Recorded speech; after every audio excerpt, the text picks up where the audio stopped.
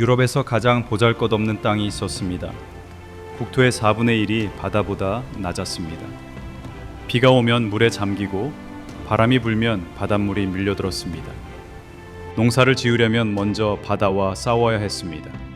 뚝을 쌓고 물을 퍼내고 풍차를 돌려서 겨우 땅을 만들었습니다. 그런 나라가 있었습니다. 인구 150만. 프랑스의 10분의 1도 안 되는 작은 나라. 그런데 이 나라가 17세기에 전 세계 무역의 절반을 장악합니다. 유럽에서 돌아다니는 배의 절반 이상이 이 나라 배였습니다. 1인당 소득 세계 1위. 영국, 프랑스, 스페인 같은 대국들이 이 나라의 돈을 빌렸습니다. 세계 최초의 증권 거래소, 세계 최초의 주식회사, 영란은행의 모델이 된 은행, 전부 이 나라에서 나왔습니다. 네덜란드. 이 말도 안 되는 일이 어떻게 가능했을까요? 시작은 생선 한 마리였습니다. 청어. 지금도 네덜란드 사람들은 청어를 꼬리를 잡고 머리부터 먹습니다. 수백 년 된 전통입니다. 네덜란드 사람들에게 청어는 단순한 생선이 아닙니다. 네덜란드를 만든 생선입니다. 암스테르담이라는 도시 자체가 청어뼈 위에 세워졌다는 말이 있을 정도입니다. 중세 유럽에서 청어는 아주 중요한 식량이었습니다. 이유가 있습니다. 가톨릭 교회가 1년에 100일이 넘는 금식일을 정해놓았습니다. 금식일에는 고기를 먹으면 안 됐습니다. 고기 대신 먹을 수 있는 단백질, 그것이 생선이었습니다. 유럽 전체가 생선을 원했습니다. 특히 청어는 때로 몰려다니기 때문에 한 번에 많이 잡을 수 있었습니다. 그런데 큰 문제가 하나 있었습니다. 청어는 잡자마자 썩기 시작합니다. 잡은 지 하루만 지나도 먹기 힘들어집니다. 그래서 바다에서 잡으면 바로 근처 마을에서 소비해야 했습니다. 멀리까지 가져갈 수가 없었습니다. 유럽 전체가 원하는 식량인데 운반할 수가 없었던 겁니다. 14세기 후반, 네덜란드 해안 마을의 어부들이 한 가지 방법을 알아냅니다. 청어의 내장을 꺼내되 이자라는 장기 하나만 남겨두는 겁니다. 이 장기에서 나오는 효소가 소금과 만나면 청어를 안에서부터 저절로 숙성시킵니다. 이렇게 처리한 청어를 소금물과 함께 통에 넣으면 몇 달이 지나도 썩지 않았습니다. 이 기술을 카켄이라고 불렀습니다. 나중에 네덜란드 사람들은 빌럼 보이켈스존이라는 어부가 이 기술을 발명했다고 자랑스럽게 이야기했습니다. 신성 로마 제국 황제 카를 5세가 직접 이 어부의 무덤을 찾아가 경의를 표했다는 전설까지 남아 있습니다. 사실 이 기술 자체는 스칸디나비아에서 먼저 쓰였을 가능성이 높습니다. 하지만 중요한 것은 누가 발명했느냐가 아니었습니다. 누가 이 기술을 산업으로 만들었느냐가 중요했습니다. 그리고 그것을 해낸 것이 네덜란드였습니다. 네덜란드 어부들은 이 기술을 배 위에서 하기 시작했습니다. 바다 한가운데서 청어를 잡자마자 그 자리에서 내장을 제거하고 소금에 절여서 통에 넣었습니다. 배가 항구로 돌아올 때쯤이면 통 속에서 청어가 알아서 숙성되어 있었습니다. 이것은 완전히 다른 게임이었습니다. 이전에는 잡으면 바로 썩는 생선이었습니다. 이제는 유럽 어디든 보낼 수 있는 상품이 된 겁니다. 네덜란드 어선단의 규모가 폭발적으로 커졌습니다. 15세기에 이미 수백 척의 전용 청어잡이 배가 북해를 누볐습니다. 뷰스라고 불리는 이 배들은 청어를 잡고 처리하고 저장하는 기능을 다 갖추고 있었습니다. 바다 위에 떠다니는 수산 공장이었습니다. 네덜란드는 북해 청어 시장을 거의 독점했습니다. 이 청어가 네덜란드에 가져다 준 것은 단순히 돈만이 아니었습니다. 배를 만드는 기술이 발전했습니다. 바다를 항해하는 기술이 발전했습니다. 유럽 각국의 청어를 팔면서 무역 네트워크가 만들어졌습니다. 그리고 이 네트워크가 네덜란드의 운명을 완전히 바꾸게 됩니다. 청어를 팔러 발트해에 간 네덜란드 상인들이 그곳에서 새로운 사업을 발견한 겁니다. 곡물이었습니다. 발트해. 지금의 폴란드, 독일 북부, 덴마크, 스웨덴으로 둘러싸인 바다입니다. 이 지역은 유럽의 곡창지대였습니다. 드넓은 평야에서 밀과 호밀이 쏟아져 나왔습니다. 네덜란드 상인들은 처음에 이 곡물을 사서 자기 나라로 가져왔습니다. 네덜란드는 국토가 좁고 땅이 척박했기 때문에 자체 곡물 생산으로는 인구를 먹여 살릴 수 없었습니다. 그래서 발트해 곡물이 절실했습니다. 그런데 곡물을 사러 발트해에 가면서 네덜란드 상인들은 한 가지를 깨닫습니다. 발트해에서 싸게 산 곡물을 네덜란드만 가져갈 필요가 없다는 겁니다. 남쪽 유럽에 가져가면 훨씬 비싸게 팔 수 있었습니다. 프랑스 남부, 스페인, 포르투갈, 이탈리아. 이 나라들은 와인과 올리브유는 넘쳤지만 곡물이 부족했습니다. 반대로 발트해 지역은 곡물은 넘쳤지만 소금, 와인, 직물이 부족했습니다. 네덜란드 상인들은 그 사이에 끼어들었습니다. 발트해에서 곡물과 목재를 사서 남쪽으로 가져가고 남쪽에서 소금과 와인과 직물을 사서 발트해로 가져갔습니다. 이 무역을 네덜란드 사람들은 특별한 이름으로 불렀습니다. 모에더 네호티. 네덜란드어로 모든 무역의 어머니라는 뜻입니다. 실제로 나중에 동인도 회사가 아시아에서 향신료를 가져오는 것보다 이 발트해 곡물 무역에서 번 돈이 더 컸습니다. 덜 화려하지만 가장 안정적이고 가장 큰 돈이 여기서 나왔습니다. 그런데 발트해는 원래 네덜란드의 바다가 아니었습니다. 수백 년 동안 이 바다의 무역을 독점하고 있던 세력이 있었습니다. 한자 동맹. 독일 북부 도시들이 만든 거대한 무역 연합이었습니다. 3세기부터 류베크를 중심으로 최대 200개 가까운 도시가 참여했고 발트해와 북해의 무역을 완전히 장악하고 있었습니다. 곡물, 목재, 모피, 소금, 청어. 발트해를 오가는 거의 모든 물건이 한자 동맹의 손을 거쳤습니다.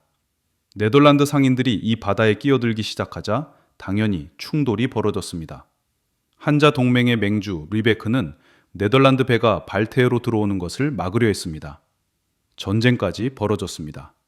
1438년에는 네덜란드와 한자 동맹 사이에 본격적인 무역 전쟁이 터졌습니다. 그런데 네덜란드가 이겼습니다.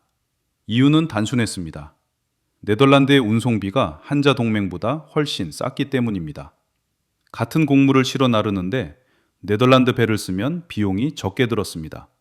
발트해 연안 도시들 입장에서는 한자 동맹보다 네덜란드 상인에게 물건을 맡기는 게 이득이었습니다.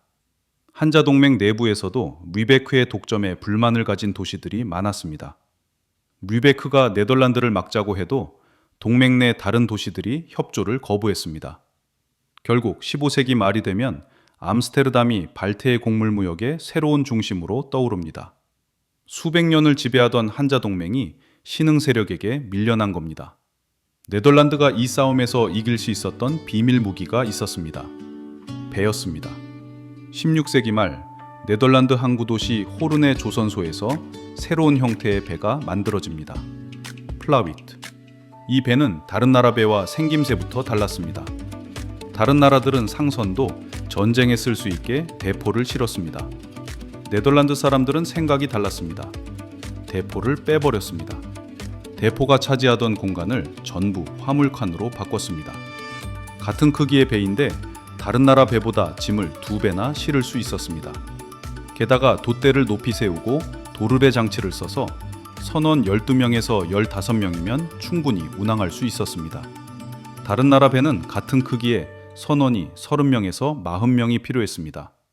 짐은 2배, 인건비는 절반. 운송 단가가 경쟁이 안 됐습니다. 그리고 이 배에는 재미있는 비밀이 하나 더 있었습니다. 발트해로 들어가려면 덴마크와 스웨덴 사이에 있는 좁은 해협을 지나야 했습니다. 외레순 해협. 이 해협을 지날 때마다 덴마크 왕에게 통행세를 내야 했습니다. 그런데 이 통행세를 계산하는 기준이 독특했습니다. 배의 갑판 면적으로 세금을 매겼습니다. 갑판이 넓으면 세금이 많고 좁으면 적었습니다. 플라위트의 생김새를 보면 이해가 됩니다. 배 아래쪽, 그러니까 물에 잠기는 부분은 뚱뚱하게 부풀어 있었습니다. 화물을 최대한 많이 싣기 위해서였습니다. 그런데 위로 올라갈수록 좁아져서 갑판은 아래쪽에 비해 훨씬 작았습니다. 위에서 보면 좁아 보이니까 세금이 적게 나왔고 아래는 뚱뚱하니까 화물은 잔뜩 실을 수 있었습니다. 이것이 순전히 세금을 피하려고 만든 설계인지 아니면 화물 효율을 극대화하다 보니 자연스럽게 나온 형태인지는 역사학자들 사이에서 의견이 갈립니다. 하지만 결과는 분명했습니다. 같은 양의 화물을 싣고 더 적은 선원으로 더 적은 세금을 내면서 더 싸게 운반한 겁니다. 17세기에 이르면 유럽 바다를 돌아다니는 배의 절반 이상이 네덜란드 배였습니다. 그 배의 상당수가 이 플라위트였습니다. 이 배가 너무 효율적이었기 때문에 영국조차 나중에 전쟁에서 빼앗은 네덜란드 배를 그대로 쓰기도 했습니다. 적의 배를 뺏어서 쓸 정도로 좋은 배였다는 뜻입니다. 위치도 좋았습니다. 네덜란드는 라인강 하구에 있었습니다. 라인강은 유럽 내륙 깊숙이까지 이어지는 거대한 수로였습니다. 독일, 스위스, 프랑스 동부, 이 지역들이 전부 라인강으로 연결되어 있었습니다. 바다에서 온 물건을 강을 타고 내륙으로 보낼 수 있었고, 내륙에서 나온 물건을 바다로 내보낼 수 있었습니다. 네덜란드는 유럽의 관문이었습니다. 싼 운송비, 효율적인 배, 유럽 한가운데 위치, 이 세 가지가 합쳐지면서 암스테르담이라는 도시가 폭발적으로 성장합니다. 유럽 각지에서 온 물건들이 암스테르담에 모였다가 다시 퍼져나갔습니다. 발트해의 곡물과 목재, 프랑스의 와인과 소금, 독일의 금속 제품, 영국의 양모와 직물. 암스테르담은 유럽 최대의 창고가 됐습니다. 지금으로 치면 물류 허브였습니다. 그런데 이 성장에 결정적인 한 방이 더 있었습니다. 원래 유럽 무역의 중심은 암스테르담이 아니었습니다. 안트베르펜이라는 도시였습니다. 그리고 이 도시에 거대한 재앙이 닥칩니다. 16세기 중반까지 유럽 무역의 중심은 안트베르펜이었습니다. 지금의 벨기에에 있는 도시입니다. 당시 안트베르펜은 인구 10만이 넘는 대도시였습니다. 유럽에서 가장 부유하고 가장 번화한 도시 중 하나였습니다. 포르투갈이 아시아에서 가져온 향신료가 이 도시를 통해 유럽에 퍼졌습니다. 독일 은행가들의 돈이 이 도시에서 돌았습니다. 유럽에서 가장 큰 은행 중 하나가 이 도시에 있었습니다. 포르투갈 출신 유대인 상인 프란시스코 멘데스의 은행이었습니다. 암스테르담은 그에 비하면 작은 항구 도시에 불과했습니다. 그런데 한 사건이 모든 것을 뒤집어 놓습니다. 당시 네덜란드는 스페인 합스부르크 제국의 영토였습니다. 스페인 왕 펠리페 2세가 이 지역을 다스리고 있었는데 전쟁을 너무 많이 해서 나라가 파산해 버렸습니다. 군인들에게 줄 월급이 없었습니다. 1576년 11월 4일 안트베르펜에 주둔하던 스페인 군대가 폭발했습니다. 몇 달째 월급을 못 받은 군인들이 유럽에서 가장 부유한 도시를 3일 동안 약탈했습니다. 7,000명 이상이 죽었습니다. 집과 가게가 불탔고 재산이 약탈당했습니다. 역사에서 이 사건을 스페인의 광분이라고 부릅니다. 이것만으로도 안트베르펜에는 치명적이었는데 9년 뒤에 더 큰 타격이 옵니다. 1585년 스페인 군대가 안트베르펜을 완전히 포위했습니다. 스페인의 명장 파르네세 공작이 이끄는 군대가 1년이 넘게 도시를 조여왔습니다. 바다로 통하는 세더강의 배를 연결한 거대한 다리를 놓아서 물자 보급로를 완전히 차단했습니다. 1585년 8월 안트베르펜이 항복했습니다. 스페인은 개신교도들에게 4년 안에 도시를 떠나라고 했습니다. 안트베르펜 인구 10만 명 중 6만 명이 도시를 떠났습니다. 상인, 은행가, 기술자, 장인, 직물공, 돈을 벌 줄 아는 사람들이 전부 빠져나간 겁니다. 그리고 네덜란드 반군이 세더강 하구를 봉쇄해버렸습니다. 안트베르펜은 바다로 나갈 수 없는 도시가 됐습니다. 항구 도시인데 항구가 막힌 겁니다. 이 봉쇄는 200년 넘게 이어졌습니다. 유럽 최고의 무역 도시가 하루아침에 죽은 도시가 된 겁니다. 안트베르펜을 떠난 사람들은 어디로 갔을까요? 상당수가 암스테르담으로 갔습니다. 그냥 몸만 온 것이 아닙니다. 돈을 가져왔습니다. 기술을 가져왔습니다. 포르투갈, 스페인, 이탈리아와 거래하던 무역 네트워크를 통째로 가져왔습니다. 안트베르펜에서 설탕 정제 기술을 가진 사람들이 암스테르담에 정제소를 세웠습니다. 안트베르펜에서 직물을 짜던 장인들이 레이던과 하를럼에서 직물 산업을 일으켰습니다. 안트베르펜에서 다이아몬드를 가공하던 사람들이 암스테르담에 다이아몬드 산업을 만들었습니다. 암스테르담 입장에서는 하늘에서 선물이 떨어진 것과 같았습니다. 숫자로 보면 이 변화가 얼마나 극적이었는지 알 수 있습니다. 1560년대 암스테르담 인구는 약 3만 명이었습니다. 1600년에는 6만 5천 명, 1650년에는 14만 명, 100년도 안 되는 사이에 인구가 거의 5배로 늘어난 겁니다. 그리고 안트베르펜 출신 말고도 또 한 부류의 사람들이 암스테르담에 들어옵니다. 스페인과 포르투갈에서 쫓겨난 유대인들이었습니다. 스페인은 1492년에 유대인을 추방했습니다. 유대교를 버리고 기독교로 개종하든지 아니면 나라를 떠나라고 했습니다. 많은 유대인이 이웃나라 포르투갈로 갔습니다. 그런데 포르투갈도 1497년에 유대인을 강제로 개종시켰습니다. 떠나는 것조차 허락하지 않고 억지로 기독교인으로 만든 겁니다. 겉으로는 기독교인인 척했지만 몰래 유대교를 지키는 사람들이 있었습니다. 이들을 콘베르소라고 불렀습니다. 종교 재판소가 이 사람들을 감시하고 의심스러우면 잡아들이고 재산을 빼앗았습니다. 특히 돈이 많은 유대인 상인들이 표적이 됐습니다. 재산을 빼앗을 수 있었기 때문입니다. 이 사람들이 종교의 자유를 찾아 암스테르담으로 왔습니다. 이들은 단순한 난민이 아니었습니다. 이베리아 반도에서 수대에 걸쳐 무역을 해온 사람들이었습니다. 지중해, 북아프리카, 아메리카 대륙까지 이어지는 상업 네트워크를 가지고 있었습니다. 포르투갈의 항해 기술과 식민지 무역 정보도 함께 가져왔습니다. 이 정보 덕분에 네덜란드는 포르투갈과 스페인의 식민지 무역 경로에 끼어들 수 있게 됩니다. 나중에 이들은 네덜란드 동인도 회사와 서인도 회사의 자금 조달에도 참여합니다. 암스테르담이 서쪽의 예루살렘이라 불린 것은 괜한 말이 아니었습니다. 프랑스에서 쫓겨난 개신교도 위그노들도 왔습니다. 독일에서 30년 전쟁을 피해온 사람들도 왔습니다. 종교와 탄압을 피해 유럽 각지에서 실력 있는 사람들이 암스테르담으로 모여들었습니다. 이것이 가능했던 이유가 하나 있습니다. 네덜란드는 유럽에서 거의 유일하게 종교에 관대한 나라였습니다. 완벽한 자유는 아니었습니다. 공식적으로는 칼뱅파 개신교가 국교였고 가톨릭은 공개적으로 예배를 올릴 수 없었습니다. 하지만 집안에서 조용히 믿는 것은 눈 감아줬습니다.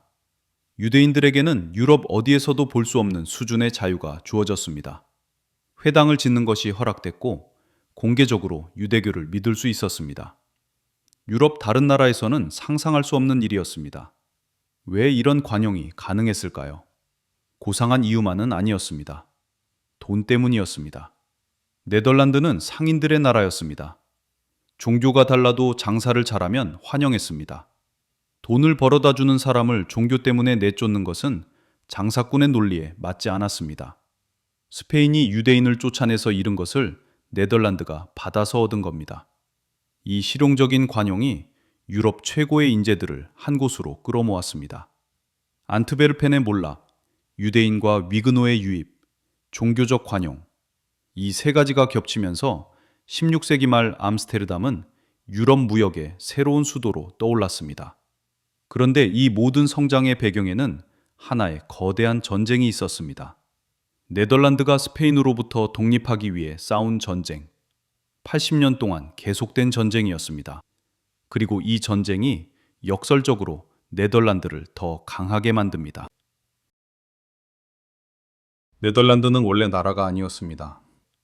스페인 합스부르크 제국의 영토였습니다. 합스부르크 가문의 카를 5세가 황제이던 시절에는 그나마 괜찮았습니다. 카를 5세는 네덜란드 출신이었고 이 지역 사정을 잘 알았습니다. 네덜란드 귀족들의 자치권도 어느 정도 인정해줬습니다. 문제는 그 아들 펠리페 2세가 왕이 되면서 시작됐습니다. 펠리페 2세는 스페인에서 태어나고 스페인에서 자란 사람이었습니다. 네덜란드에 와본 적도 거의 없었고 네덜란드 사정에 관심도 없었습니다. 그에게 네덜란드는 세금을 걷어오는 곳이었습니다. 그리고 한 가지 더. 펠리페 2세는 광적인 가톨릭 신자였습니다. 당시 네덜란드에는 칼뱅파 개신교가 빠르게 퍼지고 있었습니다. 펠리페 2세에게 이것은 용납할 수 없는 일이었습니다. 개신교도를 찾아내서 처벌하라는 명령이 내려졌습니다. 종교 재판이 시작됐습니다. 무거운 세금의 종교 탄압까지 네덜란드 사람들의 불만이 쌓여갔습니다. 1566년 개신교도들이 폭발했습니다. 가톨릭 교회에 들어가 성상과 성화를 부수기 시작했습니다. 성상 파괴 운동이었습니다. 펠리페 2세는 이 소식에 격분했습니다. 네덜란드에 알바 공작이라는 군사 지휘관을 보냈습니다. 알바 공작은 피해 법정이라 불리는 특별 법원을 세워서 반란의 주동자들을 체포하고 처형했습니다. 에그몬트 백작과 호르너 백작, 네덜란드에서 가장 유력한 귀족 2명이 브리셀 광장에서 목이 잘렸습니다. 9,000명이 체포되고 1,000명 이상이 처형됐습니다. 공포가 네덜란드를 뒤덮었습니다. 그런데 이 공포가 오히려 저항을 불러왔습니다. 오란예공 빌럼이 반란의 깃발을 들었습니다. 나중에 장인을 몰아내고 영국 왕이 되는 윌리엄 3세의 선조입니다. 빌럼은 독일로 피신한 뒤 그곳에서 용병을 모아 네덜란드를 침공했습니다. 2번 시도했지만 2번 다 실패했습니다. 그런데 바다에서 반전이 일어납니다. 1572년 4월 1일, 거지들이라 불리던 해적부대가 네덜란드 남부의 작은 항구 도시 브리를 점령했습니다. 하이제이르, 네덜란드어로 거지들이라는 뜻입니다. 원래 펠리페 2세에게 쫓겨난 네덜란드 사람들이 바다에서 해적 노릇을 하고 있었는데 영국이 자기 항구에서 이들을 쫓아내자 갈 곳이 없어져서 네덜란드 해안으로 돌아온 겁니다. 이들이 브리를 점령하자 네덜란드 북부 도시들이 하나둘 스페인에 등을 돌리기 시작했습니다. 홀란트와 제일란트, 이 두 지방이 반란의 거점이 됐습니다. 이후 전쟁은 길고 잔인하게 이어졌습니다. 스페인은 당시 세계 최강의 군대를 가지고 있었습니다. 네덜란드가 정면으로 이길 수 있는 상대가 아니었습니다.